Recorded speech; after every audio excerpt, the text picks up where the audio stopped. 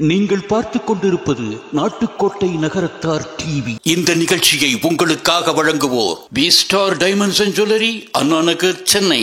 B Star டைமண்ட்ஸின் ஜொலிக்கும் வைர நகைகள் சுரங்கத்திலிருந்து நேரடியாக பெறப்பட்ட வைரங்களை கொண்டு தயாரிக்கப்பட்டவை. இங்கு 5000க்கும் மேற்பட்ட வைர நகை டிசைன்கள் அணிந்து பார்த்து தேர்வு செய்ய B Star Diamonds and jewellery, Anna Nagar, Chennai.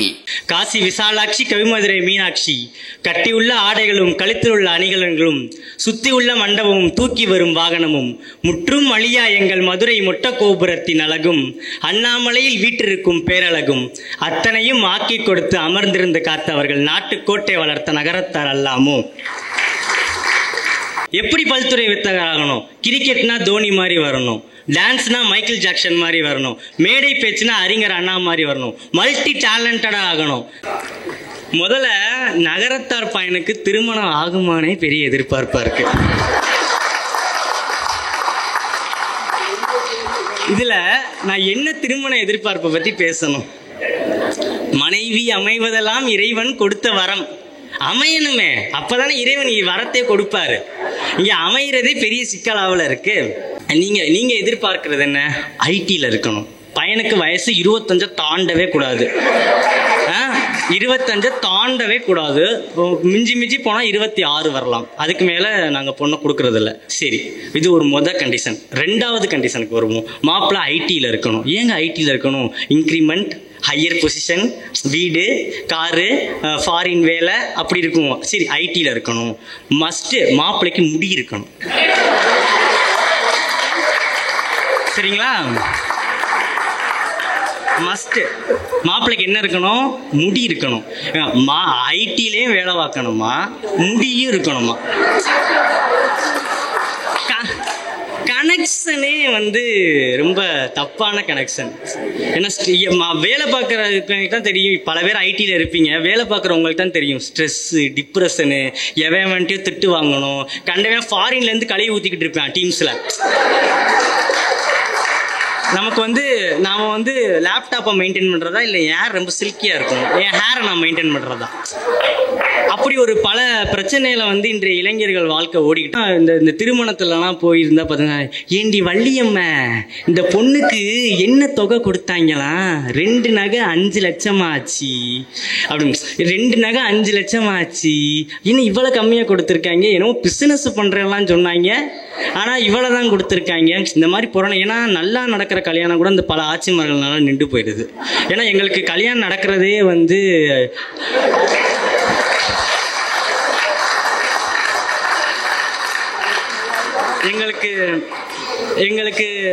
எங்களுக்கு கல்யாணம் நடக்கிறதே அத்தி பூத்தார் போல நடக்குது. அந்த அத்தியை கொஞ்சம் பூக்க விடுங்க, நசிக்கிறாதீங்க. இந்த தேவகோட்டை கோர்ட்டில் ஒரு ஆய்வு எடுத்திருக்காங்க. என்னன்னு பார்த்தீங்கன்னா, அதிகமான மனமுறிவு நகரத்தார் சமூகத்தை சார்ந்துதான் இருக்கான். எவ்வளோ பெரிய வெட்கக்கேடுங்க நமக்கு. நம்ம சமூகத்தில் இவ்வளோ பெருமை இருக்குது. ஏன்னா கல் தோன்றா மண் தோன்றா காலத்திலே முன் தோன்றிய மூத்த குடி தமிழ் குடினா நகரத்தார் குடி ஈக்குவலான குடி. அதுக்கு கண்ணகி சொல்றாங்க, ஏசா சிறப்பின் இசை விளங்க பெருங்குடின்னு சிலப்பதிகாரத்தில் புகழப்பட்ட குடி நம் நகரத்தார் குடி. இப்பேற்பட்ட சிறப்பு குடியில் நம்ம பிறந்து அதிகமான டிவோர்ஸ் கேஸ் நம்ம நகரத்தார் சமூகத்தில் தான் வருதுன்னா எவ்வளோ பெரிய வெட்கக்கேடு நமக்கு அது. நீங்கள் டிவோர்ஸ்லாம் பண்ணக்கூடாது, கணவன் மனைவியை ஒன்றா இருக்கணும் அப்படின்னு. ஆனால் நான் அனுபவப்பட்டவன். நான் பேசினா இந்த தலைப்பு கரெக்டாக இருக்கும் நான் நினச்சி தான் இந்த தலைப்பை நான் பேசணும்னு எடுத்ததுக்கு முதல் காரணம், நான் single parent child. Single parent சைல்டுனா எங்கள் அம்மா தான் என்னை வளர்க்குறாங்க. ஆயா ஐயாவோட அரவணைப்பில் இருந்து. நாங்கள் எப்படின்னா, எங்கள் அம்மா பிறந்ததும் கன்றமாணிக்கம், அப்பா பிறந்ததும் கன்றமாணிக்கம், உள்ளூருக்குள்ளே கல்யாணம் பண்ணி கொடுத்துட்டாங்க. எங்கள் அம்மாவுக்கு கொஞ்சம் உடம்பு சரியில்லாமல் வரும். அதனால் எங்கள் அப்பா விட்டுட்டு போயிட்டார் எங்கள் அம்மாவை. நான் 40 நாள் கரு வயிற்றுல 40 நாள் கரு வயிற்றுல எங்கள் அம்மா விட்டு, எங்கள் அம்மா நான் 21 வருஷமாக என்னை வளர்த்து இப்போ நான் பெருசாக இவ்வளோ பெரிய ஆளாகி நிற்கிறேன்னா எங்கள் ஆயா ஐயா தான் காரணம். இந்த நிகழ்ச்சியை உங்களுக்காக வழங்குவோர் B Star Diamonds and jewellery, Anna Nagar, Chennai.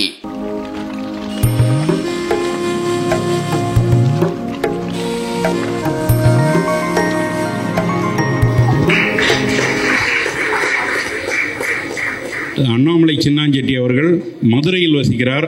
கன்றமாணிக்கத்தில் பிறந்தவர், பிள்ளையார்பட்டி கோயிலை சேர்ந்தவர், இளங்கலை படித்தவர், ஃப்ரண்ட் அண்ட் டெவலப்பராக ஒர்க் பண்ணிட்டு இருக்கார். சிறு வயதிலிருந்தே தமிழ் மீது இருக்கும் ஆர்வத்தின் காரணமாக பல மேடைகளில் பட்டிமன்றங்களில் கலந்து கொண்டு பற்பல கவிதைகளை இயற்றி சிறந்த பேச்சாளர், சொல்வித்தகர், இலக்கிய செல்வர் என பல பட்டங்களை பெற்று பேச்சாளராக இருந்திருக்கிறார். ஜனாதிபதி அப்துல் கலாம் மற்றும் அவருடைய உதவியாளர் திரு பொன்ராஜ் அவர்களின் கரங்களால் இளம் சாதனையாளர் என்று விருதினையும் வாங்கிய இளம் பேச்சாளர். வாங்க சின்னாஞ்செட்டி சமாளிக்கலாம். மாணிக்க நாச்சியவள் மாண்பாய் வீட்டிற்கும் அழகிய ஊராம் கன்றமாணிக்கம் தனில் பிறந்து கோநாட்சி செய்கின்ற மீனாட்சி பவனி வரும் மதுரையம் பதியில் வளர்ந்து டாக்டர் முத்தலகப்ப செட்டியார், காமாட்சி ஆட்சி இவர்களால் வளர்க்கப்பட்ட கனிவான பேரன் இந்த அண்ணாமலை சின்னாஞ்செட்டியின் அன்பான வணக்கங்கள். வண்ணக்கலை வளர்த்தோம், வரலாறை நாம் சமைத்தோம், எண்ணத் தொலையா எத்தனையோ கோயில்களை கண்ணில் நிறுத்தி கலையோடு காத்து வந்தோம். காசி நகரத்து கடவுளரை பேச வைத்தால் காவிரிம்பூம் பட்டினத்தார் கலை உணர்ச்சி தோன்ற வரும். மாசற்ற பொன்னும் மணிவைர ரத்தினமும் தூசென்று எண்ணி தூக்கி கொடுத்து வந்தோம். பண்டைய தமிழ் மரபை பண்போடு காத்து வந்தோம். அண்டை நிலத்தில் நாம் ஆண்டவனை ஊன்றி வைத்தோம். காசி விசாலாட்சி, கவிமதுரை மீனாட்சி, கட்டியுள்ள ஆடைகளும் கழுத்தில் உள்ள அணிகலன்களும் சுத்தியுள்ள மண்டபமும் தூக்கி வரும் வாகனமும் முற்றும் அழியா எங்கள் மதுரை மொட்ட கோபுரத்தின் அழகும் அண்ணாமலையில் வீற்றிருக்கும் பேரழகும் அத்தனையும் ஆக்கி கொடுத்து அமர்ந்திருந்து காத்து அவர்கள் நாட்டுக்கோட்டை வளர்த்த நகரத்தார் அல்லாமோ. இப்பேற்பட்ட நகரத்தார் குலத்தில் பிறந்தமைக்கு நான் பெருமைப்படுகிறேன். ஏனென்று கேட்டால், இங்கே வந்து இந்த அண்ணாநகர் நகரத்தார் ட்ரஸ்டில் வந்து நான் இங்கே உட்காந்து பேசுகிறதே எனக்கு ஒரு பெருமை. ஏன்னா நான் நகரத்தார் இருக்கிறனால தான் எனக்கு இந்த ஒரு வாய்ப்பு கிடச்சிருக்கு. ஃபஸ்ட்டு ஐயா வந்து எல்லாரும் சொன்னாங்க ஆர்கிடெக்ட் சிவான்னு. ஆனால் இன்னையிலேருந்து ஆர்கிடெக்ட் கவிஞர் சிவான்னு வச்சுக்கலாம் அப்படின்னு நான் அவங்களை எல்லாரும் தாழ்மையோட கேட்டுக்கிறேன். ஏன்னா இப்பேற்பட்ட கவிதை வந்து நான் கூட ஒரு பல கவிதை எழுதியிருக்கேன், கவிஞர்லாம் சொன்னாங்க. ஆனால் இப்பேற்பட்ட கவிதை எழுதியிருப்பேன்னா எனக்கு தெரியல. உண்மையிலே எனக்குலாம் புள்ள வச்சிருச்சு. அவரும் அருமையாக சொன்னாங்க. இன்னைக்கு பட்டினத்தார் விருது வாங்கினவங்களை பற்றி சொல்லியே ஆகணும். எனக்கு இன்னும் நினைவு இருக்குது, 2005 வந்து எங்கள் சித்தப்பா தவறி போனாங்க. அன்னையிலேருந்து இன்ன வரைக்கும் இந்த மகத்தான பணியை அவங்க வந்து செஞ்சிட்டு இருக்காங்கன்னா ஒரு அளப்பரிய பணி. ஏன்னா யாருமே இப்போலாம் முன் வந்து இந்த மாதிரி பணிகளை செய்கிறதில்ல. அதில் நகரத்தார் செய்கிறது வந்து ரொம்ப பெரிய பணியாக நான் நினைக்கிறேன். அதனாலே நான் நகரத்தாராக இருக்கிறது பெருமைப்படுறேன். இப்பேற்பட்ட சான்றோர்கள் பிறந்திருக்க இந்த சமூகத்தில் நான் பிறந்திருக்கிறதே ஒரு பெரிய பெருமை. சரி, தலைப்புக்கு வருவோம். நகரத்தாராக பிறந்துட்டேன். நகரத்தார் இளைஞனா நீ என்னப்பா எதிர்பார்க்குற? என்ன எதிர்பார்க்கலாம்? எனக்கு ஒரு கார் வேணும், எனக்கு ஒரு வீடு வேணும், அப்படிலாமா எதிர்பார்க்க முடியும்? எனக்கு மனசில் ஓடுற இதை உங்கள் முன்னாடி மனத்திரையாக வந்து நான் இங்கே பதிவு செய்ய வந்திருக்கேன். முதல்ல ஒரு 8 பாயிண்ட் வந்து உங்களுக்கு முன்னாடியே அவங்க கொடுத்துருப்பாங்க.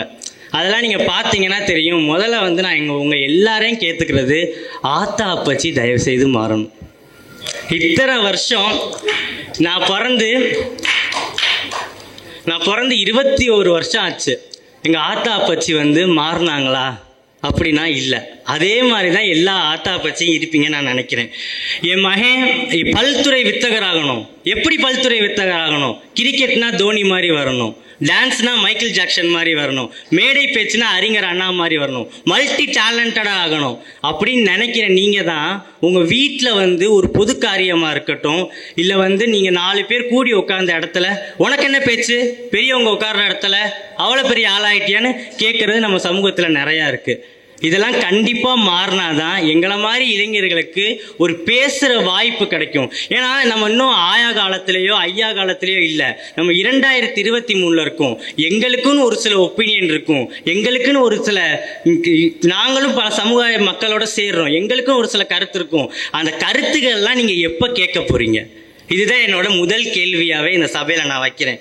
ஏன்னா நாங்களும் சொல்லிடலாம், நம்ம மனசில் இருக்கிற ஃப்ரெண்டாக இருக்கணும். பேரண்ட்ஸ்லாம் எப்படி இருக்கணுமா, அம்மா அப்பாலாம் ரொம்ப ஃப்ரெண்டாக இருக்கணுமா.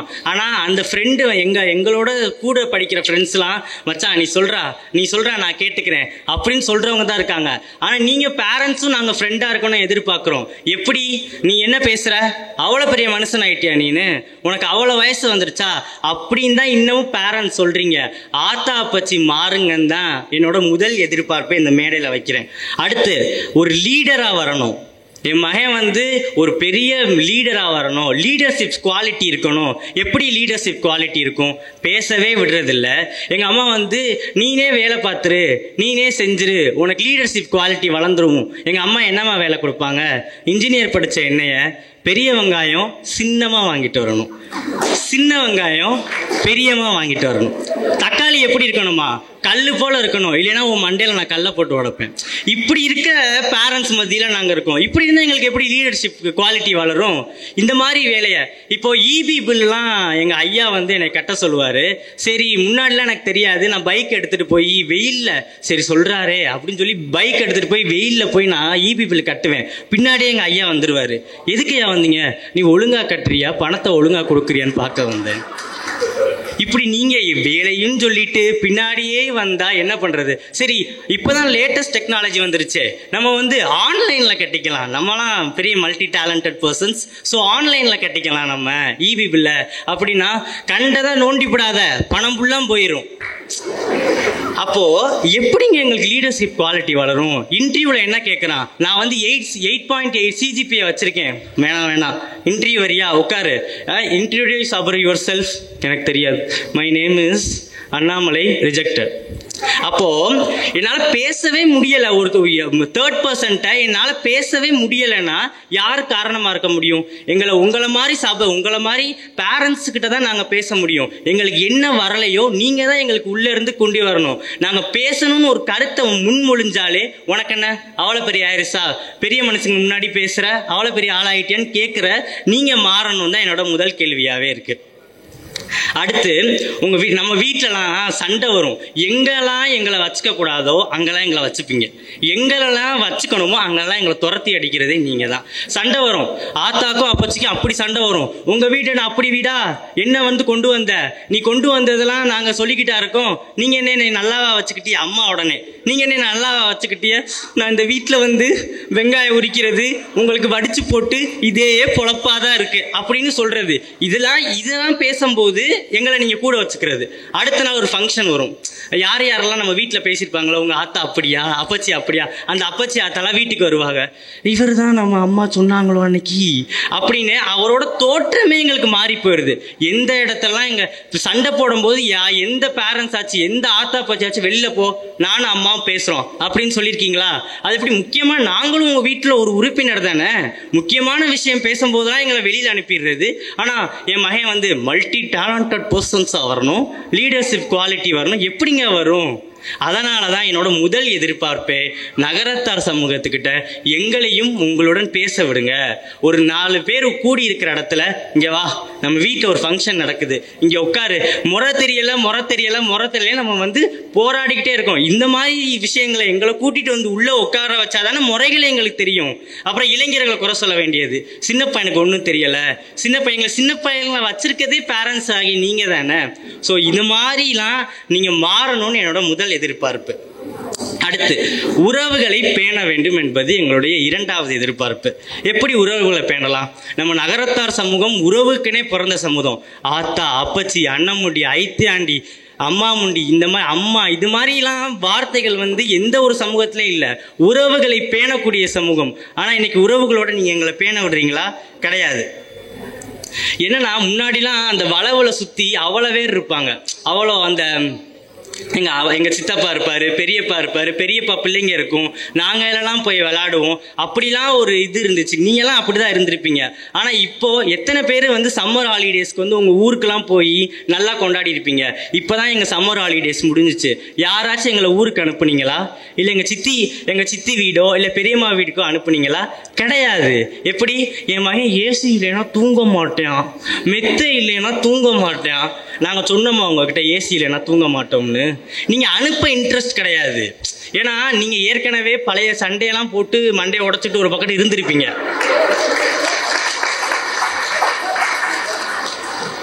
ஏன்னா பழைய சண்டையெல்லாம் வந்து அந்த அந்த அந்த சித்தி வீட்டுக்கு போனால் அந்த சித்தி சொல்லும், நீ வாடா, உங்கள் அம்மா இருக்கால்ல, உங்கள் அம்மா வந்து என்னை அந்த காலத்தில் அப்படி கேட்டா, பரவாயில்ல நீ சாப்பிடு, மீன் வேணுமா வச்சுக்க, எப்படி எங்கனால சாப்பிட முடியும், அப்படி எங்க அம்மா சொல்லி அனுப்புறது. சித்தி வீட்டுக்கு போ, அவ பொல்லாதவ, 4 நாள்ல வெளில வந்துருவ பாரு நீனு. இப்படி நாங்கள் சம்மர் ஹாலிடேஸை என்னோட சித்தி பசங்களோடையோ எங்கள் பெரியம்மா பசங்களோடையோ என்ஜாய் பண்ணவே முடியலை. அதனால் உறவுகளை பேண விடுங்க. இந்த கல்யாணம்லாம் வந்து நம்ம இதில் வந்து ஒரு அருமையான திருவிழாக்கு ஈக்குவலாக நம்ம நகரத்தாரோட சமூகத்தோட கல்யாணம் இன்னமும் பேசப்படுதுன்னா எவ்வளோ பெருமை நம்ம நகரத்தார் நமக்கு. ஆனால் இப்போலாம் ஒரு நாளா அரை நாள் வருவாங்க, சாப்பிடுவாங்க, ஃபோட்டோ, ஹாய் ஸ்மைல் ப்ளீஸ் அப்படி எடுத்துட்டு போயிடுறது. இதுதான் நம்ம இப்படியோடைய நம்மளோட திருமண கலாச்சாரமாக இருக்குது. ஆனால் நாங்கள் இளைஞர்கள் எப்படிமா விரும்புகிறோம், முதல் நாள் என் ஃப்ரெண்ட்ஸ் எல்லாரும் வரணும், என் தாய பிள்ளைங்க எல்லாரும் வரணும், என் பெரியம்மா மக்கள், சித்தி மக்கள் எல்லாரும் வந்து நாங்கள் எல்லாம் ஒரு ஈவெண்ட் மாதிரி வச்சு அதில் டான்ஸ் ஆடணும். எங்கள் அக்காவுக்கு கல்யாணமா நான் முன்னெடுந்து பண்ணணும், எல்லா வேலையும் நான் பண்ணணும், பரிமாறணும், அப்படி பண்ணுறோம். ஆனால் அதுக்கு எந்த ஒரு பேரண்ட்ஸும் விரும்புறது இல்லை. நீ என்ன வேலைக்காரனா, எதுக்கு இங்கே வந்து வேலை பார்த்துக்கிட்டு இருக்க, எனக்கு எங்க அக்கா கல்யாணம்னு. ஆனா உங்களோட மனசுல இருக்க அந்த பழைய பகை எல்லாத்தையும் அதெல்லாம் தயவு செய்து விட்டுருங்கன்னு நான் அந்த மேடை மூலமா கேட்டுக்கிறேன். ஏன்னா ஒரு இளைஞனா எங்களால இவ்வளவு எதிர்பார்க்க முடியுது. ஆனா எங்க எதிர்பார்ப்பெல்லாம் நீங்க வந்து அமுக்குறீங்களோ, என்னடா பேரண்ட்ஸை பத்தி இவ்வளவு சொல்றானே அப்படிலாம் நினைக்க வேணாம். ரியாலிட்டியா பேசுவோம். எவ்வளவு நாள் நம்ம பெருமையே பேசிக்கிட்டு இருக்குது. நிதர்சனத்தை பேசினாதான் எங்களை மாதிரி வரும் தலைமுறையினருக்கு ஒரு வாய்ப்பா இருக்கும் அடுத்து. அதனால உறவுகளை பேல விடுங்க. 3 நாள் கல்யாணம்னா 3 நாள் கல்யாணம் நடக்கணும். நீங்க எங்களுக்கு சப்போர்ட் பண்ணீங்கன்னா நாங்க 3 நாள் ஜாலியா இருக்க தான் விரும்புறோம். இப்ப எங்க உறவுகளோட நாங்க யாரோடையும், எங்க பெரியம்மா பசங்களோடையோ இல்ல எங்க மாமா பசங்களோடய நாங்க யாரோடையும் சண்டை போடுறது இல்லை. உங்க பகையே எங்கள் முன் இருக்காது. அதென்ன ஆடு பகை குட்டி உறவா, இந்த பழமொழியெல்லாம் ஒழிச்சிருங்க தயவு செய்து. இந்த பழமொழியெல்லாம் வேணாம். ஏன் புதுசா மொழி எழுதுனா யாரும் ஏத்துக்க மாட்டீங்களோ? ஆடு பகை குட்டி உறவுனா குட்டி உறவு, குட்டி உறவா இருக்கட்டும். புதுசா நம்ம எழுதுவோம், ஏன் பழசையே போட்டுக்கிட்டு இருப்போம்? ஏன்னா பழையன கதிலும் புதியன புகுதலும் தானே வாழ்க்கை. அந்த வாழ்க்கையை நம்ம வாழ்க்கை எதுக்கு வாழத்தான், நம்ம சந்தோஷமா வாழவும். சரிங்களா? இது 2வது எங்களுடைய எதிர்பார்ப்பு. நான் 2 எதிர்பார்ப்பு சொல்லிட்டேன். 3வது, பிஸ்னஸ்க்கு நாங்க வர ரெடி, பிஸ்னஸ் நாங்க பண்ணணும்னு நினைக்கிறோம். அது எங்களோட 3வது எதிர்பார்ப்பா இருக்கு. சரி, பிஸ்னஸ் நம்மளுடைய நகரத்தார் சமூகம் நம்ம வணிகத்துல சிறந்தவங்க. ஏன்னா வணிக தலைநகரமான காவேரி பூம்பட்டினத்தை இன்னும் தமிழர்களின் வணிக தலைநகரம் எதுனா காவேரி பூம்பட்டினம் தான். காவேரி பூம்பட்டினம் ஏன் வணிக தலைநகரமா வந்துச்சு? நகரத்தார்கள் அங்க இருந்து வணிகத்தில் கொடி கட்டி பறந்தனால தான் தமிழர்களுக்கே அது வணிக தலைநகரமாக வந்துச்சுன்னா எவ்வளவு பெரிய பெருமை நமக்கு. ஆனா எல்லாரும் இங்க இப்போ பொன்னாடை பத்தினவங்க எல்லாரும் இருக்காங்க, யாருமே வேலை பார்க்குறவங்க இல்லை. பெரிய பெரிய ஆளுகள்லாம் இங்க உட்காந்துருக்கீங்க. வேலை பார்க்குறேன்னா பெரிய ஆளா இருக்கேன் அப்படின்னு யாருமே இங்க சொல்லலை. ஆனா பிசினஸ் பண்றவங்க எல்லாரும் பெரிய ஆளா இருக்காங்க. ஆனா அந்த பிசினஸ் பண்றவங்களா இருக்காங்கல்ல, அடுத்த ஜென்ரேஷனை பிசினஸ்க்கு வராதப்பா, நானே இவ்வளவு கஷ்டப்படுறேன், நீனும் இதுல கஷ்டப்படாத. ஏன் அப்படி சொல்றீங்க? என்ன கஷ்டப்படுறீங்க? பிடிக்காம யாராச்சும் இந்த பிசினஸ் இவ்வளவு வருஷம் பண்ண முடியுமா சக்சஸ்ஃபுல்லா? நெகட்டிவ்.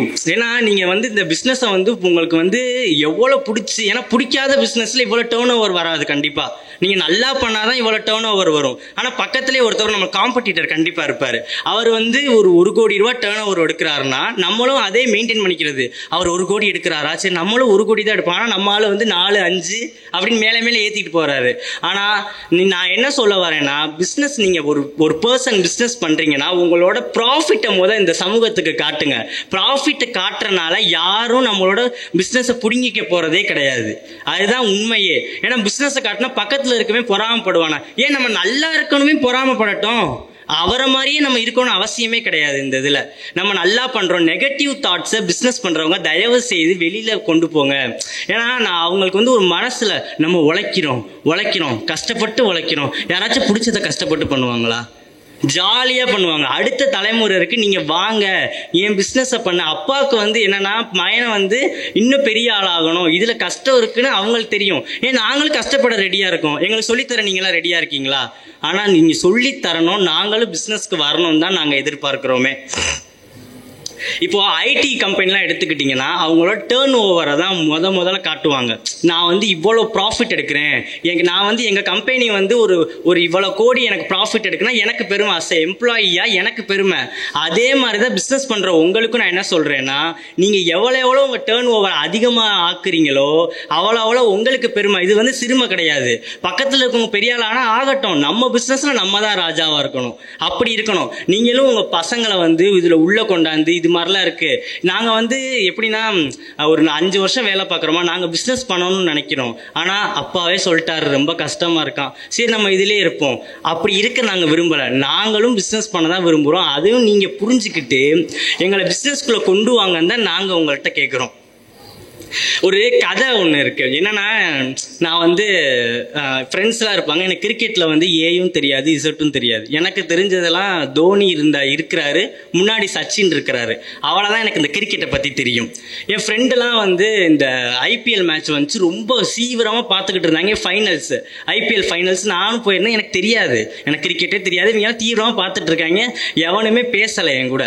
என்னடா பேசவே மாட்டேன்றீங்க, பேசவே மாட்டேனே, இப்போ பாருவே தோனி தோத்து போவான் பாரு அப்படின்னு நான் தெரியாம சொல்லிட்டேன். அவனுக்கு என்ன கோமதுரை, டே சண்டால வாய மூட மாட்டியா, தோனி எப்படா தோப்பான், தோனி ஜெயிக்கணும்னா அவன் அந்த ஏறிட்டான் என்னைய. எனக்கு ஒண்ணுமே புரியல. தோனி வந்து நான் சொல்லி தோத்து போயிட்டேன்னு வச்சோங்க, அவன் எனக்கு கொன்னே ஓட்டுருவான். அந்த அளவுக்கு அவன் வந்து வெறி ஆயிட்டான். நான் சொல்ற வார்த்தை வந்து அவனுக்கு அந்த அளவுக்கு பாதிக்குது, நெகட்டிவ் இம்பாக்டை கொடுக்குதுன்னா, பிஸ்னஸ் பண்ற நீங்க வந்து என்ன பண்ணணும், நான் நல்லா இல்லை, ரொம்ப உழைக்கிறேன், கஷ்டப்படுறேன் அப்படின்ற மனசுல நான் பக்கத்துல இருக்கவன் நான் சொல்லி தோனி தோப்பான்னு அவன் நம்புறான். ஆனா நீங்க என்ன பண்றீங்க மனசுக்குள்ள, நம்ம தொழில் கஷ்டமான தொழில், நம்ம தொழில் நம்ம பையன் வர வேணாம், வந்தா ரொம்ப கஷ்டப்படுவான். உங்க மனசுல இருக்க நெகட்டிவ் தாட்ஸை வெளியில போட்டுட்டு பிசினஸ் பண்றவங்க எப்படி இருக்கணும், ரோல் மாடலா இருக்கணும். எங்களுக்கெல்லாம் நம்ம நகரத்தார் சமுதாயம் வந்து பிசினஸ்ல சிறந்தவங்கன்னு பிசினஸ். இப்போ பிசினஸ் ஃபுல்லா அழிஞ்சு போச்சுன்னா நாங்க எதை தேடி போவோம்? எங்களுக்கு வந்து பிசினஸ் பண்ணணும் தான் ஆசை. எங்களை யாராச்சும் கேட்டிருக்கீங்களா? நீங்களே ஒரு முடிவு பண்ணிக்கிறது, நீலாம் வர வேணாம் பிசினஸ்க்கு, நீலாம் வர வேணாம், நீ பண்ணணும்னு ஆசை இருக்கா வா, நான் உதவி பண்றேன்னு எத்தனை நகரத்தார் அப்பாங்க நீங்க சொல்லியிருக்கீங்க எங்களை மாதிரி பசங்க கிட்ட? கிடையாது. இனிமேல் ஆச்சு வருங்கால சங்கதியருக்கு நம்ம தொழில் இருக்கு, நம்ம தொழிலை நீ பாரு. ஐடிலாம் இப்போ வந்து ரெசெஷன்லாம் வந்துருச்சு, தூக்கி விட்டு போயிடுவான். நம்ம தொழில் தான் நமக்கு வந்து கை கொடுக்கும் எப்பயும். அது அப்பாக்கள் வந்து நீங்க வந்து சொன்னாதான் எங்களுக்கு தெரியும். சரி இப்பெல்லாம் பிசினஸ்ல இருக்கு, இந்த நுணுக்கங்களா இருக்கு. எங்களை இளம் தலைமுறை இருக்கு சொல்லுங்க, மார்க்கெட்டிங் ஃபுல்லா எங்களுக்கு தெரியும். எதுல ஆடு போட்டா உங்க பிசினஸ் டெவலப் ஆகும் எங்களுக்கு ஒரு வாய்ப்பு கொடுத்து பாருங்க. வாய்ப்பும் கொடுக்கறது இல்ல, வரவும் வேணாம், நாங்களே பண்ணிக்கிறோம். அப்படி நீங்க சொல்லக்கூடாது, நான் உழைக்கிறேன், கஷ்டப்படுறேன், ஓடா உழைச்சு மம்பட்டியா தேய்றேன்ப்பா. இந்த மாதிரி பழமொழிலாம் பல இது நான் கேள்விப்பட்டிருக்கேன். அந்த மாதிரிலாம் நீங்க இது பண்ணிட்டு நீங்களும் வாங்க அப்படின்னு எங்களை ஊக்குவிக்கணும்னு என்னோட 3வது எதிர்பார்ப்பு வைக்கிறேன். 4வது எதிர்பார்ப்பு, கம்மிங் டு த பாயிண்ட், திருமண எதிர்பார்ப்பு. முதல்ல நகரத்தார் பையனுக்கு திருமணம் ஆகுமானே பெரிய எதிர்பார்ப்பா இருக்கு. இதுல நான் என்ன திருமண எதிர்பார்ப்பை பத்தி பேசணும்? மனைவி அமைவதெல்லாம் இறைவன் கொடுத்த வரம், அமையணுமே, அப்பதானே இறைவன் வரத்தை கொடுப்பாரு. இங்க அமைகிறதே பெரிய சிக்கலாவில் இருக்கு. என்னன்னா, எங்க ஐயா வந்து டாக்டரா இருக்காங்க மதுரையில. எங்க ஐயாவுக்கு வந்து எங்க ஐயா இந்த மாதிரி இந்த பொண்ணு அதெல்லாம் பார்க்க மாட்டாரு. எங்க தெரிஞ்சவங்க ஒருத்தவங்க இருக்காங்க, அவங்க ஃபோன் பண்ணி, அண்ணே இது மாதிரி என் பொண்ணுக்கு 34 வயசாயிருச்சு, இன்னும் கல்யாணமே பண்ணல, அவ இப்பதான் கல்யாணம் பண்றதுக்கு முன்னே வந்திருக்கா. ஏன்னா 34 வயசுல தான் முன்மொழிகிறாங்க, நான் திருமணம் பண்ணிக்கிறேம்மா அப்படின்னு முன்மொழிஞ்சிருக்காங்க. எங்க ஐயாட்ட வந்து இது மாதிரி 34 நாள் எல்லாம் 2ஆம் தரமா வருதுண்ணே, வேணாம் முதத்தரமா இருந்தா சொல்லுங்க அப்படின்னு எங்க ஐயா சரி கேட்டாங்க. ரொம்ப தெரிஞ்சவங்களா போயிட்டாங்க, நம்ம கண்டிப்பா பார்ப்போம் அப்படின்னு சொல்லிட்டு எங்க ஐயா பல சோழியில இருக்கிறவர். அந்த சோழியெல்லாம் விட்டுட்டு பொண்ணு சரி பையன் பார்ப்போம் அப்படின்னு ஒரு நல்ல பையன், நல்ல வேலை பார்க்குறவர், லட்சமா சம்பாதிக்கிறவர். வயசு 36 வயசு அந்த அண்ணனுக்கு முதத்தாரனா இன்னும் கல்யாணம் நடக்கல, பாவம் அவர் செஞ்ச புண்ணியம் என்னமோ தெரியல. அந்த அண்ணனுக்கு 36 வயசு, இன்னும் கல்யாணம் ஆகலை. சரி, இந்த பொண்ணு நல்லா இருக்கு, இந்த பொண்ணு முதல் தரம், அவங்களுக்கு 2ஆம் தரம், சரி அவங்களுக்கு முதல் தரம், நம்ம 36 வயசு நம்ம சொல்லுவோம் அப்படின்னு நெருக்க வெட்டில் பேசும்போது எங்கள் ஐயாக்குன்னா ரொம்ப சந்தோஷம். கல்யாண தாக்கல் பேசுறாரு, நெருக்கு வெட்டில் வந்துருச்சு, அன்னை பொருந்திருச்சுனே, வாலி மாற்றிக்கலானே, நீங்கள் கண்டிப்பாக வரணுமாக்கும், அப்படியாக்கும் இப்படியாக்கும் அப்படின்னு சொல்லி வாலி மாற்ற போகிறாங்க. அடுத்த நாள் வாலி மாற்ற போகிறாங்க ஏதோ ஒரு சிவன் கோயிலில் வச்சு. எங்கள் ஐயாவுக்கு வந்து ஃபோன் வருது, அண்ணே இந்த தாக்கல் நமக்கு வேணாண்ணே. எங்கள் ஐயாக்குன்னா பதறி அடிச்சுட்டுமா, நாளைக்கு வாலி மாற்ற போகிறான்னு சொல்கிறாங்க ஆச்சு, நீங்கள் என்ன இந்த தாக்க வேணான்னு சொல்கிறீங்களே, என்ன நான் என்ன அவங்ககிட்ட போய் சொல்கிறேன், என்ன காரணம்? இல்லை பையனுக்கு 36 வயசு ஆயிடுச்சு, இன்னும் ஒரு 4 வயசு போச்சுன்னா 40. ஆமாம், 4 வயசு போனால் 40 தான் ஆகும். இதெல்லாம் ஒரு வேலை நீங்கள் சொல்லிக்கிட்டு இருக்கீங்களே, என்ன ஆச்சு சங்கதி அப்படின்னு கேட்டால், இல்லை 40 வயசான சுகர் வருமாம்னே. ஏய் இவங்க பொண்ணுக்கு வராதா சுகரு? என்ன இதெல்லாம் வருது? 40 வயசு வந்தால் சுகர் வருமானே, வேணாம். எங்கள் ஐயா சொல்ல முடியுமா? எங்கள் ஐயா டாக்டராக இருக்காரு. ஆச்சு 40 வயசு ஆனால் உங்கள் பையனுக்கு வந்து சுகர் வந்துருமா, பொண்ணு வேணான்றான், பையன் வேணான்றாங்க அப்படின்னு சொல்ல முடியுமா எங்கள் ஐயா? என்ன ஆச்சு இது பேச்சு? 40 வயசு ஆனால் எல்லாத்துக்கும் சுகர் தான் வரும். உங்கள் பொண்ணுக்கு அடுத்துலாம் நிறைய குறைபாடு இருக்கும், பிள்ளை பிறக்குமானே தெரியலை. இது மாதிரிலாம் நீங்கள் யோசிக்காதீங்க, நல்ல சம்மந்தமாக இருக்குது, நீங்கள் பண்ணுங்கன்னா. இல்லைண்ணே வேணாம், வேற தாக்கல் இருந்தால் சொல்லுங்க. எங்கள் ஐயா போவோம் கும்பிடு சாமின்னு போட்டு, இனி நான் பொண்ணு பார்த்தேன் பையன் பார்த்தேன்னு சொன்னால் என்னை ஏதாச்சும் பண்ணுங்கடான்னு சொல்லி இந்த மாதிரிலாம் நடக்குது நம்ம சமூகத்தில். ஸோ நமக்கு எதிர்பார்ப்பே பெருசாக இருக்கு. அக்கா ஐஸ்வர்யா அக்கா no no no no no அப்படின்னு பல நோ சொல்லிட்டு போயிட்டாங்க. நாங்கள் இப்போ பொண்ணோட எதிர்பார்ப்புலாம் அக்கா என்ன ப்ரிவென்ஷன் இஸ் பெட்டர் தான் கியூர் அப்படின்னு சொன்னாங்க. இப்போ வந்து நாங்கள் என்ன எதிர்பார்க்குறோம் அப்படின்னு கேட்டிங்கன்னா, நீங்கள் எதிர்பார்க்கறது என்ன? ஐடியில் இருக்கணும், பையனுக்கு வயசு 25 தாண்டவே கூடாது, 25 தாண்டவே கூடாது, மிஞ்சி போனால் 26 வரலாம், அதுக்கு மேலே நாங்கள் பொண்ணை கொடுக்கறதில்ல. சரி, இது ஒரு கண்டிஷன். 2வது கண்டிஷனுக்கு வருவோம். மாப்பிள்ளை ஐடியில் இருக்கணும். ஏங்க ஐடியில் இருக்கணும்? இன்க்ரிமெண்ட், ஹையர் பொசிஷன், வீடு, காரு, ஃபாரின் வேலை அப்படி இருக்கும். சரி, ஐடியில் இருக்கணும். மஸ்ட்டு மாப்பிள்ளைக்கு முடி இருக்கணும். சரிங்களா? மஸ்ட் மாப்பிள்ளைக்கு என்ன இருக்கணும்? முடி இருக்கணும். ஐடியிலையும் வேலை பார்க்கணுமா, முடியும் இருக்கணுமா. கனெக்ஷனே வந்து ரொம்ப தப்பான கனெக்ஷன். ஏன்னா வேலை பார்க்குறவங்களுக்கு தான் தெரியும். பல பேர் ஐடியில் இருப்பீங்க, வேலை பார்க்குறவங்களுக்கு தான் தெரியும் ஸ்ட்ரெஸ்ஸு, டிப்ரெஷனு, எவன் வந்துட்டு திட்டு வாங்கணும், கண்டவன் ஃபாரின்லேருந்து கழுவி ஊற்றிக்கிட்டு இருப்பேன் டீம்ஸில். நமக்கு வந்து நாம் வந்து லேப்டாப்பை மெயின்டைன் பண்ணுறதா, இல்லை ஹேர் ரொம்ப சில்கியாக இருக்கும், என் ஹேரை நான் மெயின்டைன் பண்ணுறதா, அப்படி ஒரு பல பிரச்சனையில் வந்து இன்றைய இளைஞர்கள் வாழ்க்கை ஓடிக்கிட்டு இருக்கு. அக்கா நோ சொல்லுங்க, நோ சொல்லுங்க, நோ சொல்லுங்க, எங்களுக்கு எப்போதான் இப்போ எஸ் சொல்லுவீங்க? அப்படி ஒரு மாணவர்கள் எங்களோட இளைஞர்களின் வாழ்க்கை வந்து ரொம்ப திண்டாட்டமாக போயிட்டு இருக்கு. எப்படி இருக்கணும்னா, பணம் அதிகமாக இருக்கணும், வயசு கம்மியாக இருக்கணும். ஏன்னா நான் 30 வயசுல தான் ₹1,00,000 சம்பாதிப்பேன் நான். ஆனால் 25 வயசுலேயே ₹1,00,000 சம்பாதிக்கணும்னா வாய்ப்பில்லை ராஜா. அதுக்கு கண்டிப்பாக வாய்ப்பு கிடையாது. இது மாதிரி எதிர்பார்ப்புகள்லாம் இருக்குது. 2 ஆட்சி வந்து ஒரு திருமணத்தில் உட்காந்து பேசிக்கிட்டு இருக்காங்க. இந்த ஆட்சிமார்கள்லாம் உங்கள் காலை தொட்டு நான் கேட்டுக்கிறேன், நீங்கள் திருமணத்தில் போய் வாழ்த்துங்க, இந்த புறணிலாம் பேசாதீங்க தயவுசெய்து. ஏன்னா எங்கள் வீட்டிலாம் இந்த திருமணத்துலலாம் போயிருந்தா பார்த்தீங்கன்னா, ஏண்டி வள்ளியம்மா இந்த பொண்ணுக்கு என்ன தொகை கொடுத்தாங்களாம், 2 நகை 5 லட்சம் ஆச்சு அப்படின்னு. 2 நகை 5 லட்சம் ஆச்சு, இன்னும் இவ்வளோ கம்மியாக கொடுத்துருக்காங்க, என்னவோ பிஸ்னஸ் பண்ணுறலாம் சொன்னாங்க, ஆனால் இவ்வளோ தான் கொடுத்துருக்காங்க. இந்த மாதிரி புறணை. ஏன்னா நல்லா நடக்கிற கல்யாணம் கூட இந்த பல ஆட்சிமார்கள்னால நின்று போயிடுது. ஏன்னா எங்களுக்கு கல்யாணம் நடக்கிறதே வந்து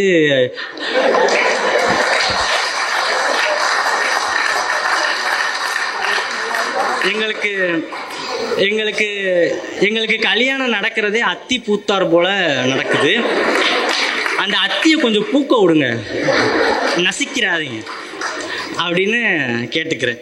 இந்த மாதிரி திருமண எதிர்பார்ப்புகள்லாம் எதிர்பார்த்து எந்த ஒரு பயனும் இல்லாத மாதிரி தான் இருக்குது. சரி, நானும் தலைப்பை எதிர்பார்க்குறோம், இதெல்லாம் எதிர்பார்க்குறோம். நாங்கள் என்ன எதிர்பார்க்குறோம்? பொண்ணுகிட்ட இருந்து நீங்கள் வந்தால் மட்டும் போதும், சிம்பிள். அக்கா பல எதிர்பார்ப்பு சொன்னாங்க. நீங்கள் வந்தால் மட்டும் போதும், அதுதான் நாங்கள் எதிர்பார்ப்பு. வந்து இன்னொன்று எங்களோட வாழ்ந்தால் மட்டும் போதும். இதான் எங்களோட பெரிய எதிர்பார்ப்பு. திருமணத்தை பொறுத்த வரைக்கும் அவ்வளோதான், பேச வேற ஒன்றும் இல்லை. அடுத்த தலைப்பு, அடுத்த எதிர்பார்ப்பு, இரு மனங்கள் இணைந்த பின்பு மனமுறிவு எதற்கு? இந்த தலைப்பு. ஏன்னா இப்போ வந்து நான் சொன்னேன், திருமணம் வந்து ஒரு திருவிழா மாதிரி, திருவிழாலாம் கொண்டாடிட்டு சாமியை வந்து கருவறையில் வைக்கணும், அதுதான் முறை மரியாதை. இவ்வளோ செலவு பண்ணி திருவிழா நடத்துறது எதுக்கு? சாமியை வந்து மகிழ்விக்க தான். இவ்வளோ செலவு பண்ணி திருமணம் நடக்கிறது இருக்கு, கணவனும் மனைவியும் நல்லா இருக்க தான். இதுதான் சிம்பிள் கான்செப்ட். ஆனால் நல்லா இருக்காங்களா? இல்லை. நம்ம நகரத்தாரை பொறுத்த வரைக்கும் மனமுறிவுன்ற ஒரு வார்த்தையே இல்லை, இப்போ அதிகமாக இருக்குது. இந்த தேவகோட்டை கோர்ட்டில் வந்து ஒரு ஆய்வு எடுத்திருக்காங்க. என்னன்னு பார்த்தீங்கன்னா, அதிகமான மனமுறிவு நகரத்தார் சமூகத்தை சார்ந்துதான் இருக்கான். எவ்வளோ பெரிய வெட்கக்கேடுங்க நமக்கு. நம்ம சமூகத்தில் வந்து இவ்வளோ பெருமை இருக்குது. ஏன்னா கல் தோன்றா மண் தோன்றா காலத்திலே முன் தோன்றிய மூத்த குடி தமிழ் குடினா, நகரத்தார் குடி வந்து ஈக்குவலான குடி. அதுக்கு கண்ணகி வந்து சொல்கிறாங்க, ஏசா சிறப்பின் இசை விலங்கு பெருங்குடின்னு சிலப்பதிகாரத்தில் புகழப்பட்ட குடி நம் நகரத்தார் குடி. இப்பேற்பட்ட சிறப்பு குடியில் நம்ம பிறந்து அதிகமான டிவோர்ஸ் கேஸ் வந்து நம்ம நகரத்தார் சமூகத்தில் தான் வருதுன்னா எவ்வளோ பெரிய வெட்கக்கேடு நமக்கு. அது கண்டிப்பான முறையில் அது வந்து இருக்கணும். ஏன்னா அக்கா சொன்ன தான் அதே பாயிண்ட் தான், பேரண்ட்ஸ் வந்து உள்ள தலையிடவே கூடாது. நீங்கள் வந்து அடிச்சுக்கிறாங்க வெட்டிக்கிறாங்க, கணவன் மனைவி அடிச்சுக்கிட்டோம் வெட்டிக்கிட்டோம், உங்களுக்கு என்ன? நீங்கள் உள்ளேயே போகாதீங்க. நம்ம வந்து பட்டிமன்றம்லாம் வைப்பாங்க, யாருனால் திருமணம் வந்து தாமதமாகிறது, பெண் வீட்டாரா மாப்பிள்ளை வீட்டாரா? நீங்கள் 2 வீட்டார்னால தான் திருமணமும் தாமதமாகுது, டிவோர்ஸும் அதிகமாக நடக்குது. பெண்கள்னாலேயோ பையனாலேயோ இந்த மாதிரி நடக்கலை, அவங்க வீட்டார்னால தான் நடக்குது. என்னன்னா இப்போ வந்து எனக்கு பிடிக்காத வார்த்தையே டிவோர்ஸ் தான் இங்கிலீஷில். தமிழில் மனமுறிவு. ஏன்னா நான் ஒரு சிங்கிள் பேரண்ட் சைல்டு. நான் வந்து இதையே நான் இங்கே பதிவு செய்கிறேன்னா, நான் வந்து மேடைக்காக பேசலாம், நீங்கள் டிவோர்ஸ்லாம் பண்ணக்கூடாது, கணவன் மனைவியை வந்து ஒன்றா இருக்கணும் அப்படின்னு. ஆனால் நான் வந்து அனுபவப்பட்டவன். நான் வந்து பேசினா இந்த தலைப்பு வந்து கரெக்டாக இருக்கும் நான் நினச்சி தான் இந்த தலைப்பை நான் பேசணும்னு எடுத்ததுக்கு முதல் காரணம், நான் வந்து சிங்கிள் பேரண்ட் சைல்டு. எங்கள் அம்மா தான் என்னை வளர்க்குறாங்க, ஆயா ஐயாவோட அரவணைப்பில் இருந்து. நாங்கள் எப்படின்னா, எங்கள் அம்மா பிறந்ததும் கன்றமாணிக்கம், அப்பா பிறந்ததும் கன்றமாணிக்கம், உள்ளூருக்குள்ளே கல்யாணம் பண்ணி கொடுத்துட்டாங்க. எங்கள் அம்மாவுக்கு வந்து கொஞ்சம் உடம்பு சரியில்லாமல் வரும், அதனால் எங்கள் அப்பா வந்து விட்டுட்டு போயிட்டார் எங்கள் அம்மாவை. நான் 40 நாள் கரு வயிற்றுல எங்கள் அம்மா வந்து நான் 21 வருஷமாக என்னை வளர்த்து இப்போ நான் பெருசாக இவ்வளோ பெரிய ஆளாகி நிற்கிறேன்னா எங்கள் ஆயா ஐயா தான் காரணம். நான் ஏன் வந்து டிவோர்ஸ் பண்ணாதீங்க, இவ்வளோ கஷ்டப்பட்டாவது நீங்கள் வாழுங்கன்னு நான் ஏன் சொல்கிறேன்னா, என்னைய மாதிரி ஒரு பையனையோ இல்லை எங்கள் அம்மா மாதிரி ஒரு பொண்ணையோ இந்த சமூகத்திற்கு தயவு செய்து தந்துடாதீங்க. அதுதான் எல்லார்ட்டையும் கேட்டுக்கிறேன். ஏன்னா எனக்கு சின்ன வயசில் நானும் ஒரு பையன் தானே, எனக்கு ஒரு ஆசை இருக்கும்ல. பேரண்ட்ஸ் மீட்டிங்னு ஒன்று வைப்பாங்க, அது ஏன் வைக்கிறாங்கன்னு எனக்கு தெரியலை. அதுதான் எனக்கு ரொம்ப பெரிய, எல்லா பசங்களுக்கும் ஒரு ஆபத்து. இந்த பேரண்ட்ஸ் டீச்சர் மீட்டிங்க்கு எல்லாரும் என்ன பண்ணுவாங்கன்னா, அம்மா அப்பா கூட்டிகிட்டு வருவாங்க. எனக்கு யார் வருவானா, எங்கள் ஆயா ஐயா வருவாங்க. பையன் படிக்கிறானா, என்ன பண்ணுறேன் அப்படின்னு பார்க்க எனக்கு எங்கள் ஆயா ஐயா வருவாங்க. 10 மக்களும் அம்மா அப்பா வருவாங்க. நான் எங்கள் ஆயா ஐயாட்ட போய் கேட்குறேன், நீங்களாம் இனிமேல் வர வேணாம், அம்மாவும் அப்பா வரணுமா பேரண்ட்ஸ் மீட்டிங்லாம், நீங்கள் என்ன பேரண்ட்ஸா, எனக்கு நீங்கள் வர வேணாம். அப்போ அந்த மாதிரி கஷ்டங்கள்லாம் எனக்கு உங்களை மாதிரி வருங்கால சங்கதியருக்கு நான் கொடுக்க விரும்பலை. ஏன்னா எனக்கு அப்போ புரியலை. நான் வந்து அம்மா அப்பா தான் பேரண்ட்ஸ் மீட்டிங்னா வரணும், ஆயா ஐயாலாம் வரக்கூடாதுன்னு நான் நினச்சிக்கிட்டு இருந்தேன் அந்த காலம். அவ்வளோ மாதிரி ஒரு மன உளைச்சலுக்கு வந்து ஒரு சிங்கிள் பேரண்ட் சைல்டாக நான் வந்து அனுபவிச்சிருக்கேன். அதனால தான் நான் சொல்கிறேன், உங்களை வருங்கால சங்கதிகள் வந்து எப்படியாவது வாழ வைங்க. இந்த மாதிரி நம்ம ஆளுகள் தான் ஒரு பெருமை, பஞ்சாயத்து பேசுறதுன்னு ஒரு பெருமை இருக்குது, அது இன்னமும் இருக்குது. பஞ்சாயத்து பேசி வாழ வச்சா பரவாயில்ல, ஆனால் செட் ஆகாதுப்பா, நீங்கள் பிரிஞ்சிருக்கிறது தான் நல்லது. என்னமோ ஹைகோர்ட் சுப்ரீம் கோர்ட் ஜட்ஜெல்லாம் தோற்று போயிடுவார் இந்த பஞ்சாயத்து ஆளுகிட்ட. நீங்கள் எப்படி சொல்லலாம், ஒருத்தவங்க இவ்வளோ கஷ்டப்பட்டு கணவன் மனைவி சேர்ந்துருக்காங்க, எவ்வளோ செலவழிச்சிருப்பாங்க அவங்களுக்கு தெரியும். நம்ம ஐயா உட்காந்து துண்டை போட்டு நீங்கள் வந்து பிரிஞ்சிருக்கிறது தான் இந்த சமூகத்துக்கு நல்லது. என்னது சமுதாயத்துக்கு நல்லது? பின்னாடி வர சங்கதியில் யாருமே யோசிக்கிறது இல்லையே. ஒரு கல்யாண வீடு நடக்குது, எங்கள் அம்மானால முன்னாடி நின்று எந்த ஒரு விஷயமும் பண்ண முடியாது. ஒத்துக்கிறீங்களா இல்லையா? எங்கள் அம்மானால எந்த ஒரு விஷயமும் பண்ணவே முடியாது. கப்புள்ஸ் கேம் நான் வந்து பல ஈவெண்ட்லாம் நடத்திட்டு இருக்கேன். எங்கள் அக்கா கல்யாணம் ரீசெண்டாக நடந்துச்சு. ஏதாவது கப்புள்ஸ் கேம் வச்சாங்க, நான் அதை ஹோஸ்ட் பண்ணேன், நல்லா நடத்தினேன். அவ்வளோ ஒரு ஜாலியாக இருந்துச்சு. ஆனால் எங்கள் அம்மா பார்த்து கைத்தட்டி சிரிச்சிட்டு இருந்தாங்க. ஏன்னா அப்படி ஒரு நிலைமை வந்து எந்த ஒரு பெண்ணுக்கும் வரக்கூடாது. இன்னொன்று என்னன்னா, என்னைய மாதிரியே இருக்கிற ஒரு அண்ணனுக்கு வந்து இன்ன வரைக்கும் பொண்ணு கிடைக்கல. உள்ளதே பொண்ணு கிடைக்கலன்னு நான் முன்னாடி சொன்னேன். ஆனால் இந்த மாதிரி கேட்டகரியில் இருக்க பசங்களுக்கெல்லாம் பொண்ணு தர ரெடியா இல்லை. ஏன்னு கேட்டால், உங்கள் அப்பா மாதிரி நீ வந்துட்டீனா, இதெல்லாம் என்ன ஒரு இதுன்னே தெரியாது. உங்கள் அப்பா எப்படி நான் எங்கள் அப்பா மாதிரி வருவேன்? எனக்கு வந்து ஒரு பேட் எக்ஸாம்பிள் எங்கள் அப்பானா, நான் எப்படி எங்கள் அப்பா மாதிரி வருவேன்? இந்த மாதிரி நீங்கள் பேசுகிறதே நம்ம சமுதாயத்தில் நிறையா இருக்குது. இதெல்லாம் நிதர்சனமான உண்மை. இதெல்லாம் மாறணும்னு உங்கள் காலெல்லாம் விழுந்து நான் கேட்டுக்கிறேன். ஏன்னா எங்களை மாதிரி பசங்களுக்கு நீங்கள் கட்டி கொடுத்து பாருங்களேன், அப்படி வச்சுப்பான். அவங்க அம்மாவை எந்த அளவுக்கு வச்சுருப்பானோ அதே அளவுக்கு வச்சுக்கோ. நீங்கள் பயப்படாமல் கண்ணை மூடிட்டு கொடுக்கலாம். இந்த தாக்கல் வரும்போது உங்களுக்கு மனசுக்கு பிடிச்சிருந்தால், நல்ல பொண்ணை வச்சுக்குவானா, என்ன இருக்கான், அதெல்லாம் எதுவுமே பார்க்காம நீங்கள் கொடுத்து பாருங்க. நான் வந்து இது ஒரு எக்ஸாம்பிளாக நான் நின்று சொல்கிறேன், நல்லா வச்சுப்பாங்க கண்டிப்பாக எங்களை மாதிரி பசங்க. ஏன்னா ஏன் வச்சுப்பானா, அவனுக்கு பிறக்க போகிற பிள்ளை அவனை மாதிரி வந்துடக்கூடாது, அவங்க அம்மாவுக்கு வந்த நிலைமை அவன் மனைவிக்கு வந்துடக்கூடாதுன்னு என்ன அவன் மனசில் ஓடிட்டே இருக்கும். இதனால அவன் ஒழுங்காக அவன் மனைவியை வச்சு வாழுவான். இந்த மனமுறிவு நம்ம சமூகத்தில் இனிமேல் வரவே கூடாது. இத்தனை பேர் உட்காந்துருக்கீங்க நகரத்தார், அதுக்கு வழி வகுக்காதீங்கன்னு தான் நான் கேட்டுக்கிறேன். இந்த தலைப்பை பற்றி இவ்வளோ தான் என்னால் சொல்ல முடியும். இன்னொன்று, இந்த பேரண்ட்ஸை ஏன் நீங்கள் வந்து இன்டர்ஃபியர் ஆகாதீங்கன்னு சொல்கிறேன்னா, உனக்கு இப்போ நம்மளாம் சொல்கிறோம் புள்ளி ஆகுறது வந்து அவ்வளோ பெருமை நம்ம நகரத்தாரில். நீ ஒரு தனி புள்ளி ஆகிட்ட, நீ உனக்கு தான் இந்த சமூகத்தில் ஒரு தனி அந்தஸ்து கிடைக்கும் அப்படின்னு புள்ளி ஆக்குற. நீங்கள் இப்போ ஒரு வீட்டில் ஒரு பத்திரிக்கை கொடுக்க வராங்கன்னா, மகன் இருப்பார், மகனும் மருமகள் இருப்பாங்க. நம்ம ஆளுங்க என்ன பண்ணுவாங்கன்னா, Shanmugam and family, Shanmugam and ஃபேமிலின்னு எழுதி கொடுத்து ஒரு பத்திரிக்கை கொடுத்துட்டு போகிறது. அந்த சண்முகம் மட்டும்தான் வருவார், சண்முகத்தோட மகன் வரமாட்டார். ஏன்னா அவர் தனி புள்ளி. அவருக்கு ஒரு பத்திரிக்கை வச்சால் மட்டுமே அவர் அந்த கல்யாணத்துக்கு போகணும். அதுதான் முறை. ஆனால் நம்ம வந்து இப்படி ஏன்னா நீங்கள் தனித்துவமாக ஆக்கிட்டீங்க. இப்போ இன்னும் தனித்துவமாக அவர் ஆயிட்டாரு, அவருக்குன்னு ஒரு கல்யாணம் ஆயிடுச்சு, ஃபேமிலி ஆயிடுச்சு. நீங்கள் எதுக்கு திரும்ப வந்து புள்ளி ஆயிட்டாரு? நீங்கள் எதுக்கு அந்த புள்ளியை கலைக்கிற மாதிரி நீங்களே பேரண்ட்ஸ் பண்ணுறீங்க? பத்திரிக்கை வைக்கலைன்னா மட்டும் நீ புள்ளி, நீ வரக்கூடாது அந்த கல்யாணத்துக்குன்னு சொல்ல தெரிஞ்சவங்க, நீ புள்ளி, உன் மனைவியை வச்சு வாழ்றது இல்லை உன் கணவனோட நீ இருக்கிறது உன்னோட உரிமை, என்கிட்ட கேட்காதன்னு எத்தனை பேரண்ட்ஸ் இங்கே இருக்கிறவங்க நீங்கள் சொல்லியிருக்கீங்க? கிடையாது. இதான் நம்ம சமூகத்தில் இன்றைக்கி நடந்துட்டு இருக்கு. இப்போ எப்படின்னா, பொண்ணும் மாப்பிள்ளையும் சண்டை போடுறாங்க, இல்லை மாப்பிள்ளையும் பொண்ணு சண்டை போடுறாங்கன்னா, அப்படி லைவ் ரெக்கார்டிங், அந்த கிரிக்கெட் மேட்ச் மாதிரி கமெண்ட்ரி. அப்போ பொண்ணு வீட்டுக்காரங்க வந்து பார்த்துக்கிட்டு இருப்பாங்க. ஓ, காலில் அடிக்கிறியா, இருக்கட்டும், நான் உன்னை எங்கே அடிக்கணுமோ அங்கே அடிக்கணும். இந்த மாதிரி செயல்கள்லாம் தயவுசெய்து விடுங்க. அவங்க அடிச்சுக்குவாங்க. அந்த ஈகோ வந்து கணவன் மனைவியை பிரிக்கிறத விட நம்ம பெற்றோர்கள் தான் அதிகமாக பிரிக்கிறாங்க. அதுதான் உண்மையும் கூட. சரி, அடுத்த எங்களோட எதிர்பார்ப்பு, ஊக்குவிக்க ஆள் வேணும். ஊக்குவிக்க நாங்கள் ஆட்களை எதிர்பார்க்கிறோம். ஏன்னா ஒரு பழமொழி இருக்கு, ஊக்குவிக்க ஆள் இருந்தால் ஊக்கு விற்பவன் கூட தேக்கு விற்க முடியும். நாங்கள் என்ன வந்து ஊக்குவிக்கிறோம், என்னப்பா ஊக்குவிக்கிறோன்னா உன்னை எப்படி ஊக்குவிக்கிறது அப்படின்னா, ஒரு 4 வார்த்தை நல்லதாக பேசலாம்.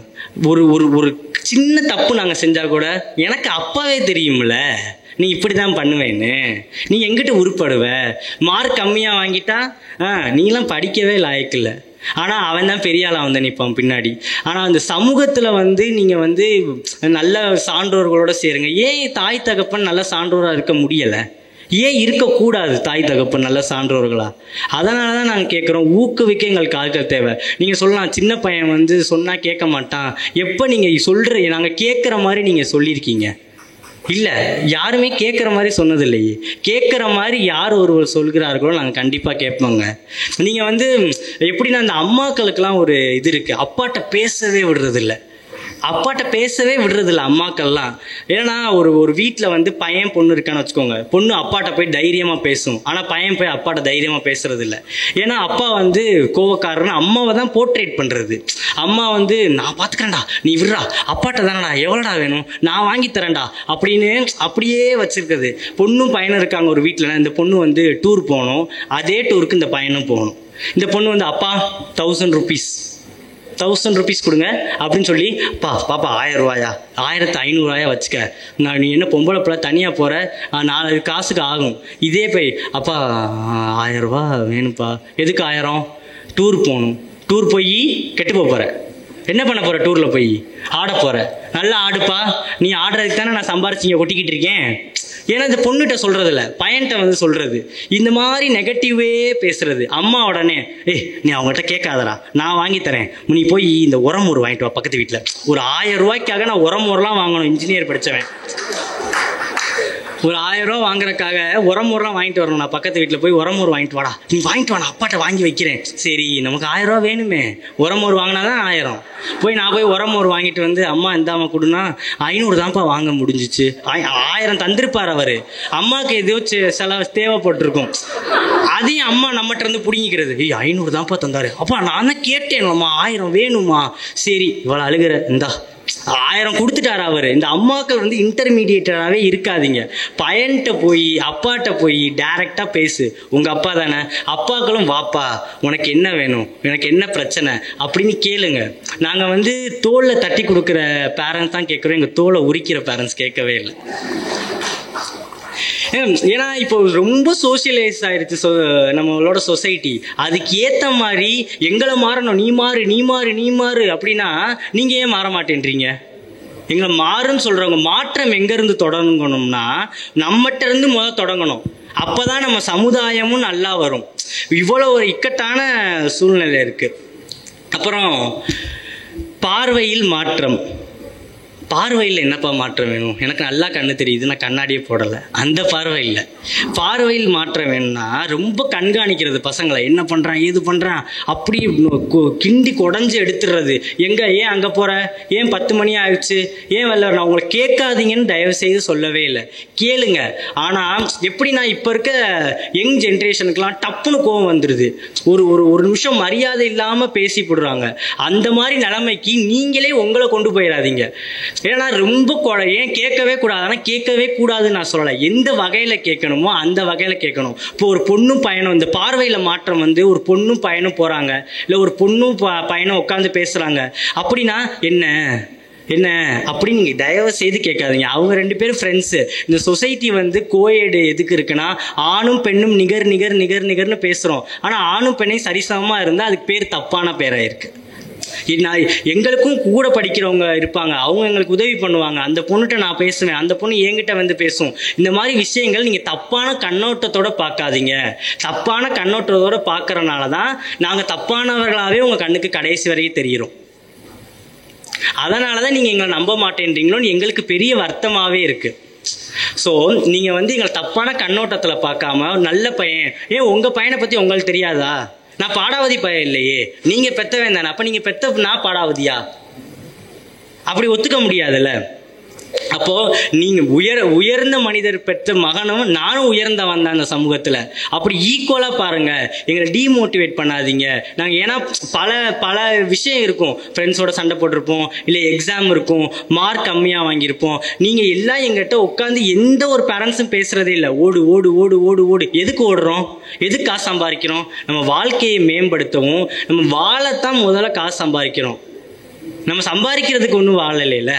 ஆனால் எங்கள் இளைஞர்கள் நாங்கள் என்ன எதிர்பார்க்குறோன்னா, நாங்கள் வந்து கீழே விழுகும் போது எங்களை தூக்கி விடுறது ஃபஸ்ட்டு வர்றது நீங்கள் பேரண்ட்ஸாக இருக்கணும் தான் எங்களோட எதிர்பார்ப்பே. நம்ம சமுதாயத்தில் இவ்வளோ விஷயம் மாற வேண்டியது இருக்குது. நல்ல மாற்றம் ஒரு நல்ல பாதையை தரும்.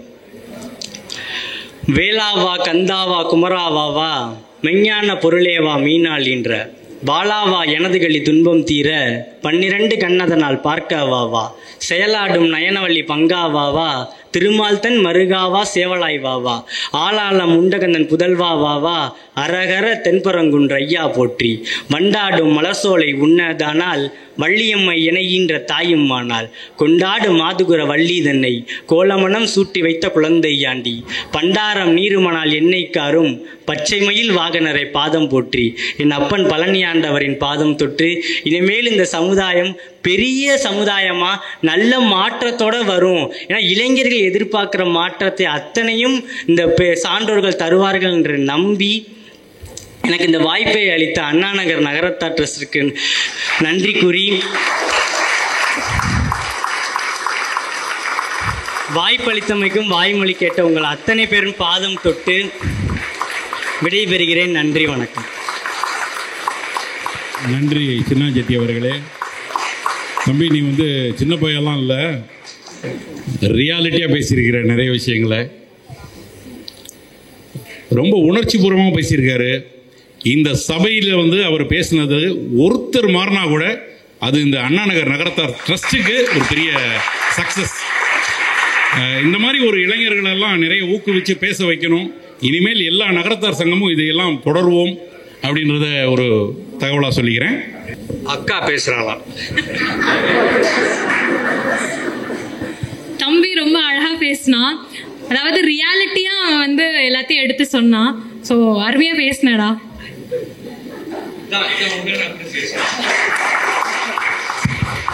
நிச்சயமா 2 சாய்ஸும் தப்பு இல்லைல்ல. ரொம்ப நன்றி. இந்த ஒரு இயற்கையாக நான் என்னோட ஈசி மெம்பர்ஸ்கிட்ட பேசும்போது எல்லாமே நிறைய பேசினவங்களே நம்ம நினச்சிக்கிட்டு இருக்கோம்ப்பா. இந்த வட்டம் ஒரு மாறுதலுக்கு செல்வன் செல்வியாக கூப்பிடுவோம் அப்படின்றதுக்கு தம்பி சொன்ன மாதிரி முதல்ல எனக்கு அமைஞ்சிச்சு செல்வன் செல்வியா. அதுக்கப்புறம் அது பிள்ளைய பேசுகிறதுக்கு நான் பேசும்போது தலைப்புன்னு 2 பேரும் கடைசி வரைக்கும் கேட்டுகிட்டே இருந்தாங்க. அப்போ 2 பேரையும் எதிர்பார்த்துன்னு சொன்ன தலைப்பு தான் நான் இது. நகரத்தார் இளைய பெண்ணா நீ என்ன எதிர்பார்க்குற, நகரத்தார் இளைஞனா நீ என்ன எதிர்பார்க்குற. அப்புறம் 2 பேரும் பேசிக்கிட்டாங்களான்னு எனக்கு தெரில. ஆனால் எனக்கு 2 பேருமே கரெக்டாக 8 டாபிக் அனுப்பிச்சாங்க. அந்த 8 தான் இப்போ பேசியிருக்காங்க. அதனால் 8 ஏதோ பாட்டில் வந்த மாதிரி அதை எல்லாத்தையும் எட்டி அடைஞ்சிருவோம் தம்பி. வாழ்த்துக்கள், ரொம்ப சந்தோஷம்.